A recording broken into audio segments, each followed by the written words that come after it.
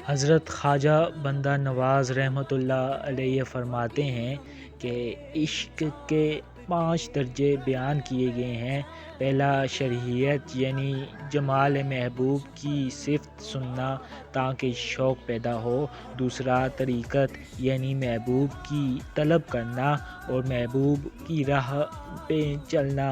اور تیسرا حقیقت یعنی ہمیشہ محبوب کے خیال میں رہنا۔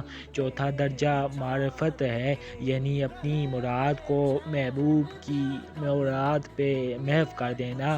پانچواں وحدت یعنی اپنی فانی وجود کو ظاہر میں بھی اور باطن میں بھی ختم کر دینا اور صرف محبوب ہی کو موجود مطلق جاننا۔ جب یہ 5 مراتب پورے ہو جائیں تو کام ختم ہو جاتا ہے اور صرف محبوب کا عشق باقی رہتا ہے۔ عاشق اور معشوق کی موج بحر عشق میں غرق ہو جاتی ہے۔ چنانچہ کسی بزرگ نے فرمایا ہے کہ وجود 2 عشق کے درمیان ہے، یعنی اول بھی عشق ہوتا ہے اور آخر بھی عشق ہوتا ہے، کیونکہ ہر وجود جو موجود ہے عشق سے خالی نہیں ہوتا اور نہ عشق کے بغیر قائم و باقی رہ سکتا ہے۔ پس اول و آخر، ظاہر و باطن جو کچھ ہے عشق ہے۔